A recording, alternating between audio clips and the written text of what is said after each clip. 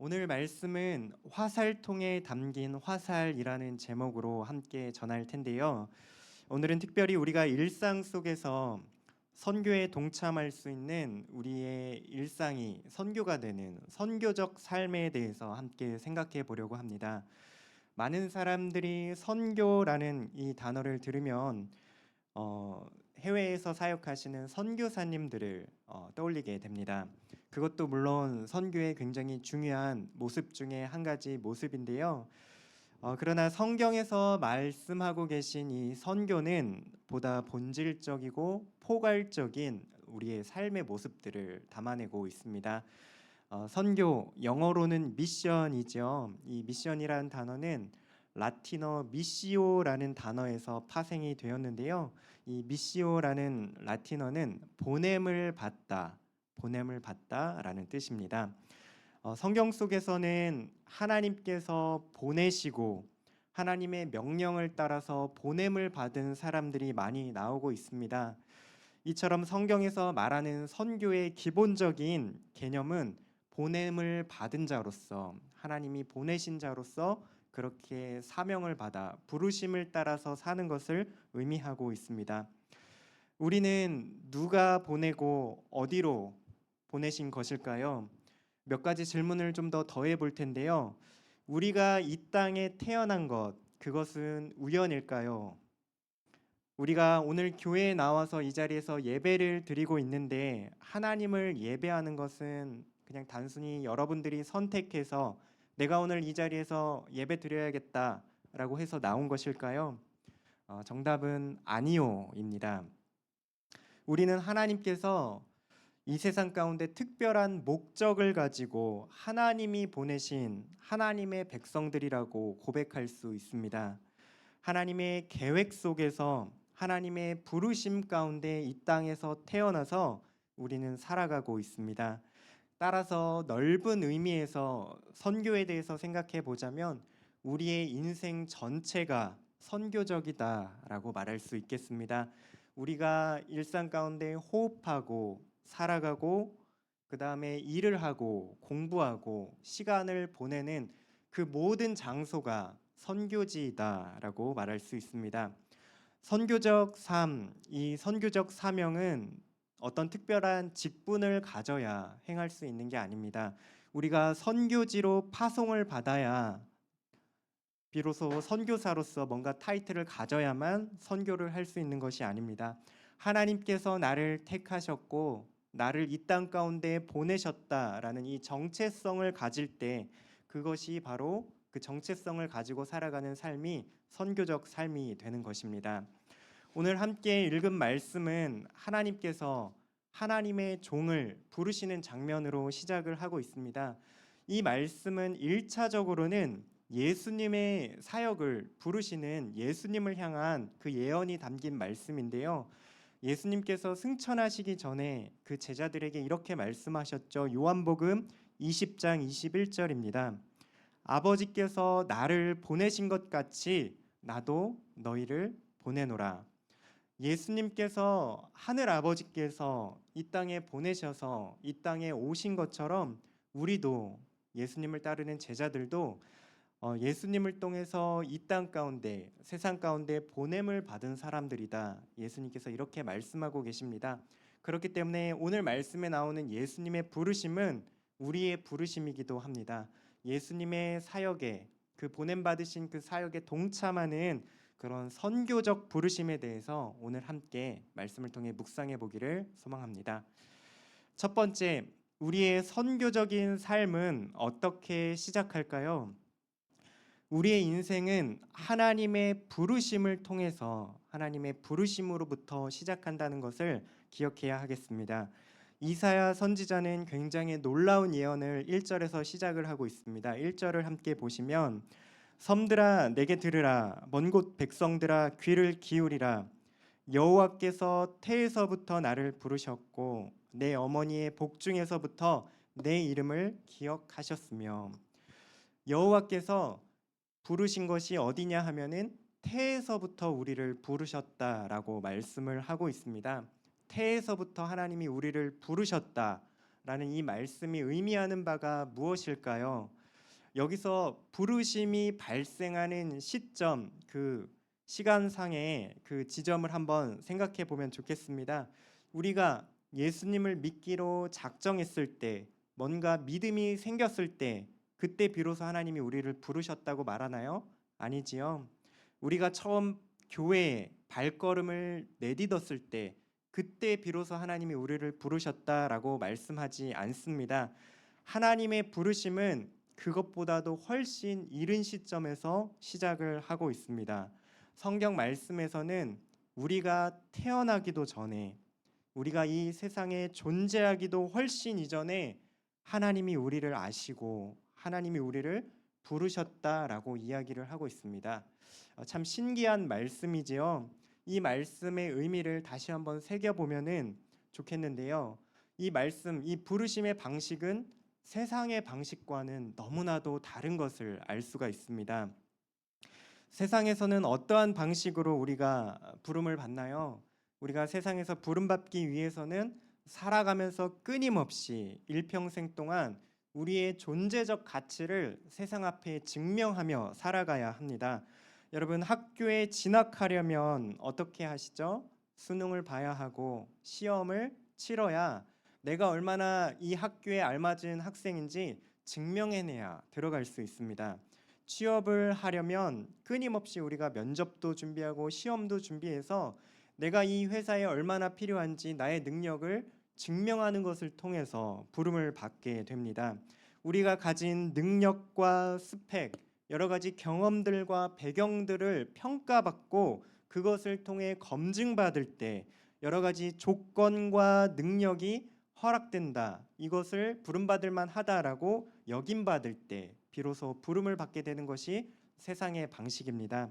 그러나 오늘 말씀을 보면요. 하나님은 우리를 그런 방식으로 부르지 않으셨다라고 말씀하십니다.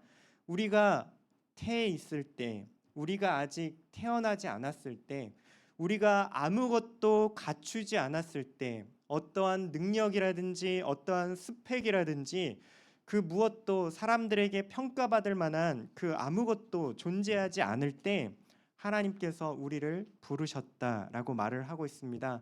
하나님이 우리를 부르신 것은요, 우리가 어떠한 능력이 있기 때문도 아니고 우리의 외모가 다른 사람들보다 탁월하기 때문도 아니고 그저 아무 조건 없이 예수 그리스도 안에서 하나님의 백성으로 하나님의 자녀 삼기로 결정하신 그 하나님의 선택 때문에 우리가 부름받았다는 것을 기억할 수 있습니다. 이것을 성경에서는 은혜라고 부릅니다. 사랑하는 청년교구 여러분, 여러분들이 하나님의 자녀로 하나님의 백성으로 이 시간 부름받았다는 사실을 기억하시면 좋겠습니다. 우리가 하나님께 무언가 내세울 만한 뭔가가 있어서 하나님이 우리를 보시고 이 친구는 나의 자녀로 나의 일꾼으로 삼아야지 하고 부른 게 아니라는 것을 기억하시면 좋겠습니다. 우리가 어떤 존재적 가치를 증명했기 때문에 하나님의 자녀가 된 것이 아닙니다. 사랑받을 만한 그 무언가, 칭찬받을 그 무언가를 우리가 행했기 때문도 아니지요.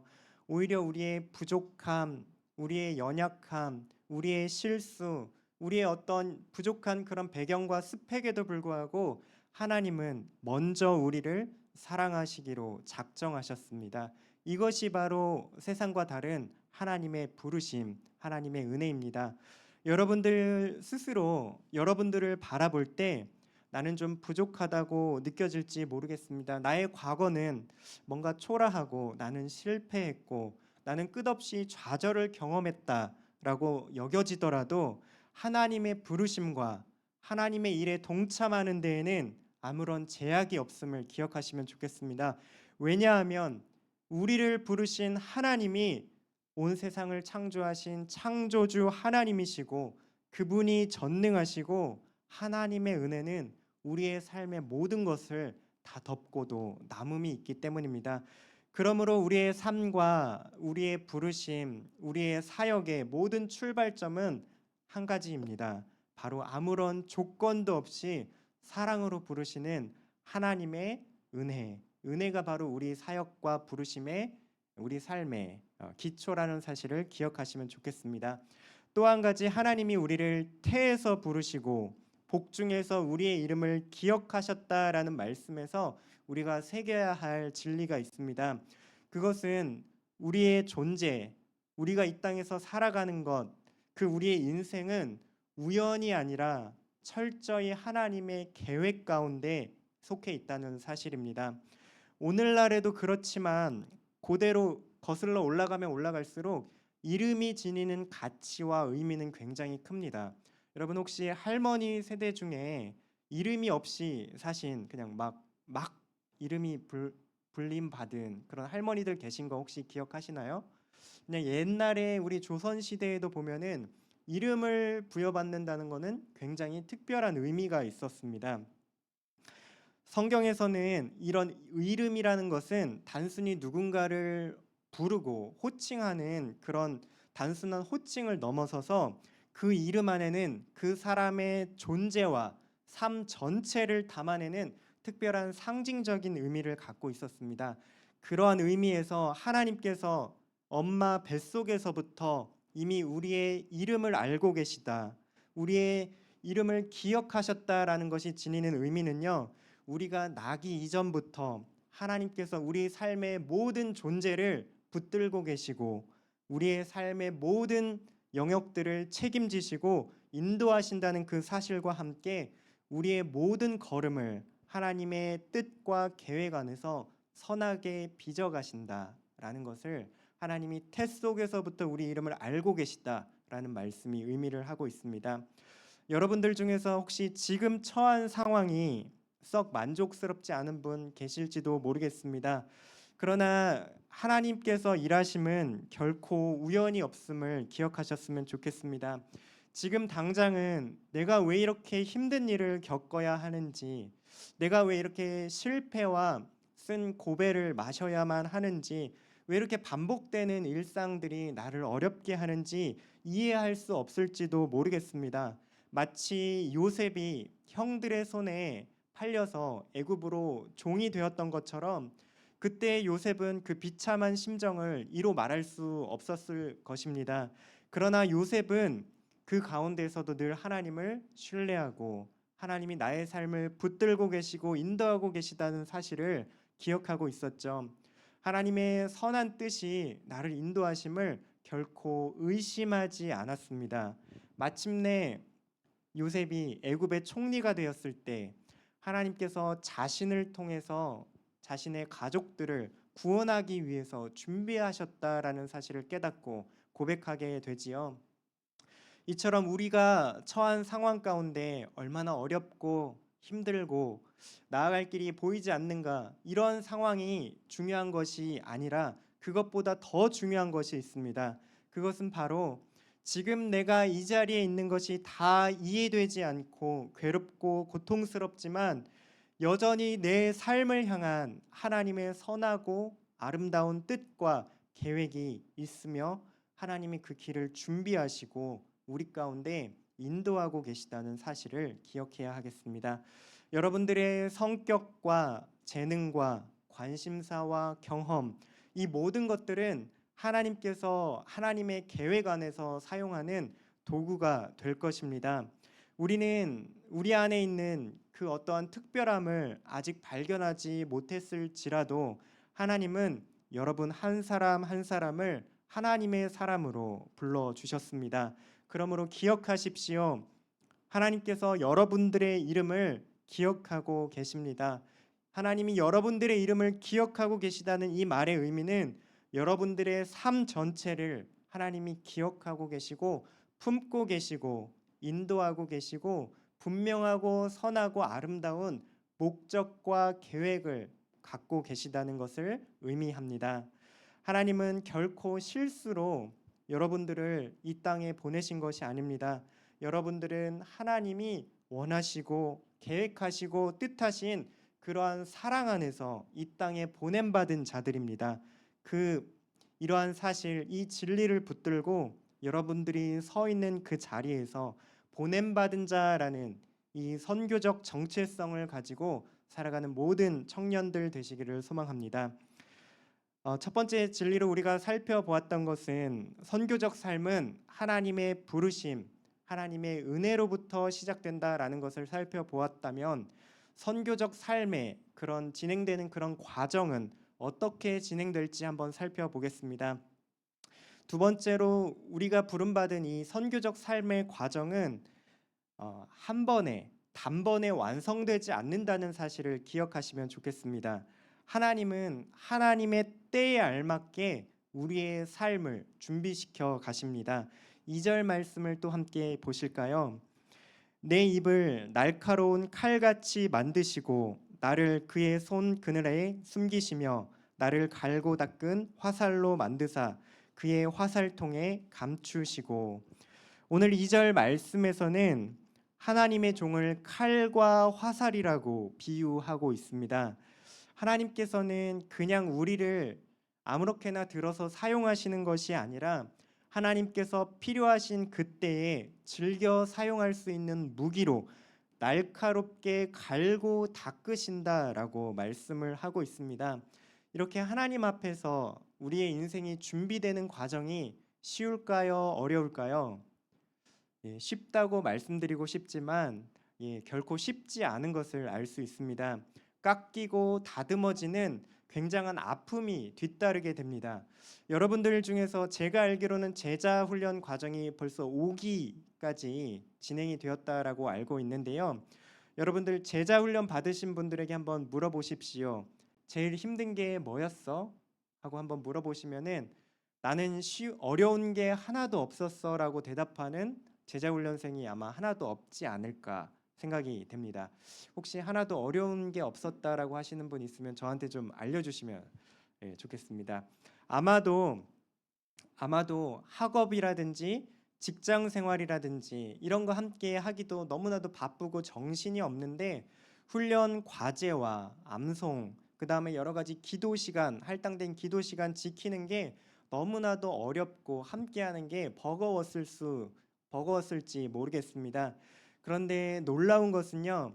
이처럼 힘들고 고통스럽고 괴로운 제자 훈련 과정을 묵묵하게 잘 통과하고 나면 반드시 마칠 때에는 간증이 생긴다는 사실입니다.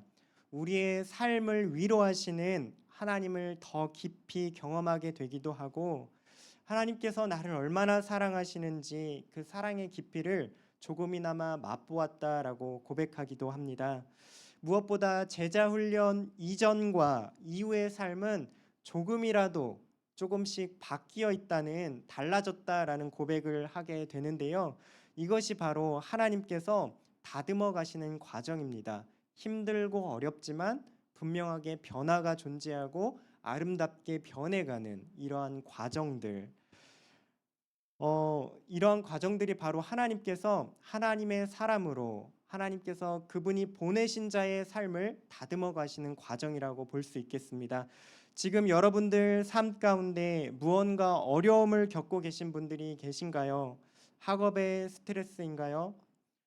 취업의 스트레스인가요? 관계의 아픔이 있으실까요? 이 시간이 쓸모없다거나 불필요한 시간으로 여기지 않으셨으면 좋겠습니다.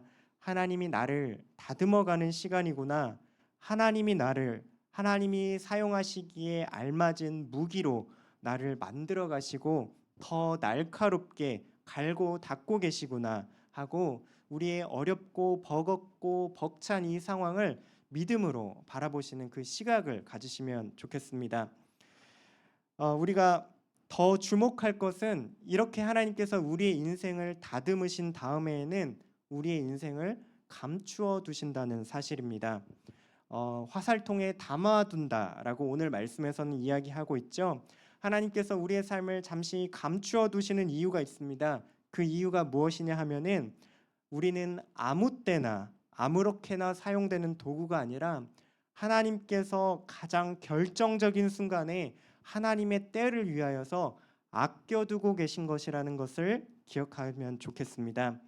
사실 저도 이 자리에 목사로 부름받기까지 오늘 말씀에 따르자면 그냥 화살통에 막막하게 그냥 갇혀져 있었던 그런 어두운 시간, 답답한 시간을 지내온 그런 인생의 순간들이 있었는데요. 저는 10대 때 청소년기에 예수님을 만나고 나서 예수님이 나를 사랑하신 그 사랑에 너무 감격해서 나는 앞으로 성인이 되고 대학을 졸업하면 선교사가 되어야겠다라고 하는 큰 다짐과 포부와 비전을 품고 살아왔습니다. 실제로 저는 대학을 졸업하고 나서 아시아의 한 국가에 선교사로 파송을 받게 되었습니다. 제 전공이 신학대학교에서 선교학을 공부했는데요. 여기까지는 다 제 뜻대로 제가 원하던 대로 선교사로 딱 파송을 받아서 귀하게 하나님께 쓰임 받는구나라고 생각을 했었습니다. 그런데 선교지에서 한 반년 정도 사역을 마쳤을 때 제가 뭔가 선교사로는 아직 많이 부족하고 조금 더 훈련을 받고 준비되어야겠다라는 생각이 들어서 신학대학원에 들어가서 목사가 되어서 다시 한번 선교지에 나아가야겠다라는 마음으로 귀국을 결정하게 되었습니다. 그래서 신학대학원 입시를 준비하고 있었는데요. 근데 뜻밖의 사건이 제 인생 가운데 펼쳐지게 되었습니다. 저희 아버지께서 뜻밖의 사고를 당하게 되셨는데요. 그래서 신학대학원 입학은 엄두를 낼 수도 없었고 부모님이 계신 그 시골로 내려가서 2년 동안 제 진로는 선교학을 공부했었는데 이 진로와는 아무 상관이 없는 일들을 2년 동안이나 하며 가만히 그렇게 시간을 보내는 시기를 보내게 되었습니다. 제가 품고 있었던 비전은 하나님 나라 위에서 저 멀리 아무도 살지 않는 하나님을 알지 못하는 그 오지에서 하나님을 전하고 복음을 전하는 그런 선교사로서 비전을 품고 있었는데 나는 도대체 왜 여기에서 이 일을 하고 있어야 하는가? 굉장히 절망스럽고 너무나도 두렵고 막막한 시간들이 2년 동안이나 지속됐었는데요. 끝이 보이지 않는 터널을 제가 통과하는 것 같아서 굉장히 우울하기도 했었습니다. 마치 오늘 말씀에서처럼 하나님께서 나를 그냥 화살통에 넣어두시고 나를 까먹으신 게 아닐까? 하나님이 나를 그냥 버려두신 게 아닐까? 라고 날마다 뭔가 하나님 앞에서 부르짖으며 기도해도 뭔가 응답이 없는 것 같이 굉장히 두렵고 답답한 시간을 보내게 되었었습니다.